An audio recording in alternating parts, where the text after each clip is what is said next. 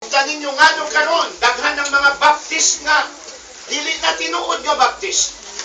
Mi talikod na, mi reverse na. Kasabot mo sa reverse? Kanang mi imbes na padungan to, mi reverse siya. Sumauni ang ato nga topic for 2 nights.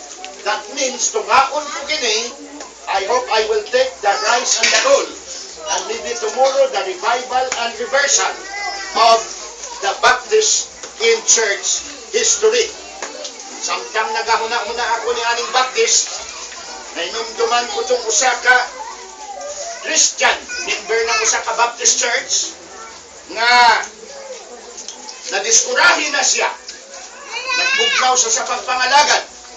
Kung ipamaligya niya ang iyang mga kabutangan. Ang usangan na bilin ay ang iyang kabayo. O iyagya po ni gipablisar. Sabi niya, for sale, barato lang kining kabayo ko. Gusto niya tanan mahalin ang iyang mga kabutangan kay tungod sa kabugnaw na niya, nadiskurahi na siya, di na siya mangalagad. At doon sa iyang advertisement, gibutang niya, na kini nga kabayo, special horse. So come to see, andi mo, para may bawaan ninyo, nga special horse kini, sabi niya, sa iyang advertisement. So daghan ang miadto tungod kay sa ilang maingon nato interest nito ang special horse kini. So gi-explain niya. Kay balo mo sabi niya kini nga horse kay ako Baptist. Baptist pud ni nga kabayo. Sabi no? Baptist ni nga kabayo. Kabalo ni siya sa mga pulong nga ginagamit nato sa simbahan. Pag inon mo kung gusto mo kini siya mo sugod og lakaw, musinggit ka lang og amen. Ang kabayo hinay-hinay nga mulakaw. Aba, kabalo di ay ang kabayo ng amen, no? Subo pamalando mo daghan ang mga Baptist pero na di na kabalo mag-amen. Okay? And then sabi niya, kung gusto mo ni padaganon, singgit ka lang ng hallelujah. Mudagan dayon eh. Ngayon, kung gusto mo ni undangon, singgit ka ng praise the Lord. So may daang na interest, ibayaran dayon siya. Pag uli, isulayan. Sakay siya sa kabayo, pagkasakay niya, ingon niya, amen. Hinay-hinay daw ng kabayo lakaw. Aba, dilungod yun eh, sabi niya. Sabi niya, unsa ganitong padaganon? Unsa ganito? Hallelujah. Hallelujah! Dagan ang kabayo! Dagan, pas-pas kayo! At sige mo nga singgit, hallelujah! Samot ka mo, pas-pas, magpumas-pas! Unsa ganitong para pang paundang? Praise the Lord! Pag singgit ka, praise the Lord! Hinto na ng kabayo, sabi niya, grabe, Baptist nga. Baptist yun kini. So, kada adlaw, iya na ginasakyan, nahimuot siya kay maulan to katatlo kapulong ang gamiton, musunod ang kabayo. But during that day, nga nagapadagan siya, nalingaw siya, hallelujah, hallelujah! Grabe ng paspas ng kabayo, hallelujah, hallelujah! Grabe ng paspas! Nakita niya sa unahan, kuwana, kanyang kung siyang tawag niya ni, bang-bang na! Bang-bang na! Hindi siyang kabayo! Sabi niya, kung saan ganito ang pagpangda? Nakalimutan niya ang pagpangda! Nakalimutan niya! Ha? Eh, doon na ang kabayo! Doon sa pangpang! Naalaala niya ang salita. Pag doon na, suminggit siya ng amen. So, hinay-hinay ang kabayo. Hinay-hinay. Ha? Singgit na naman siya. I thank you! Hallelujah! Pas-pas balik ang kabayo. Di hagbong siya. Kaya na ito nga basin may kabayo at mga baptisan. Okay. Kanon nga gabi, tag-awo na ito.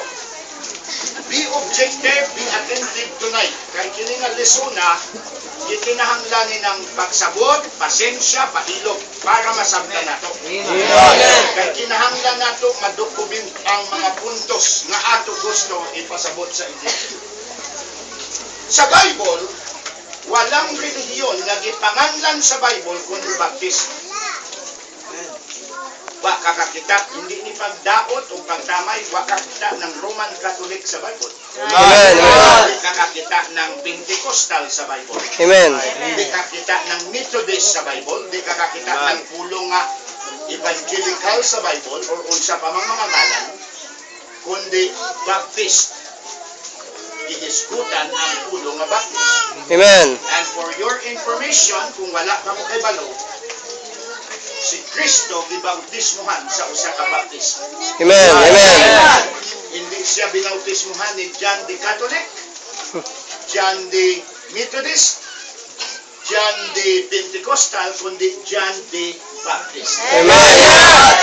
Meaning medyo may value, may dakong nga kahalagahan, nanuman nga si Kristo nagpili ng usa ka Baptist preacher nga gipangalanan John the Baptist nga nung nagbautismo sa iya. Now,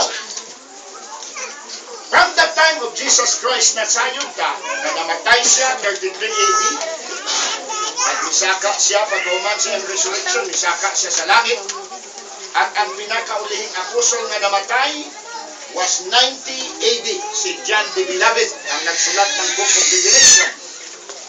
And of course, nung gisulat niya, nangamatay na po, gipamatay na po ang mga apostol. Siya ang pinaka-last apostle to die. Siya ang pinakaulihing apostolis nga namatay. Pagkahuman, of course, nilang kamatay, ang mga apostol, siyempre may mga converts na. Kaghana ang mga na-convert sa Christianity, and nagdako kini, kung basahon na to ang Book of Acts, nilibo na ang mga converts.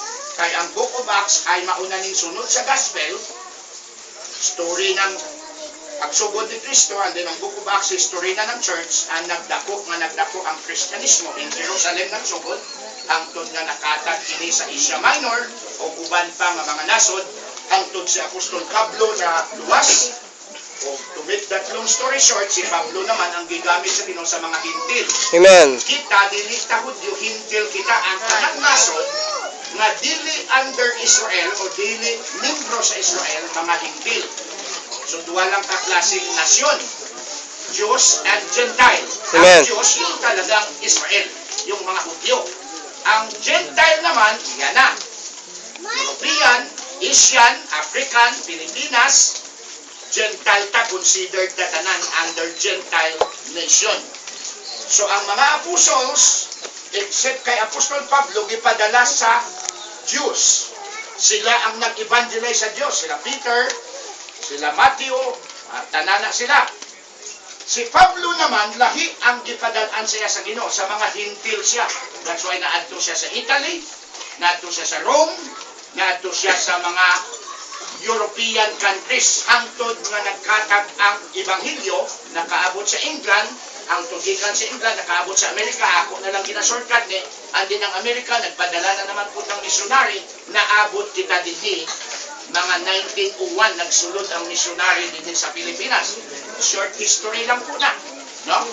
Hangtod nga daghan po ang na-convert.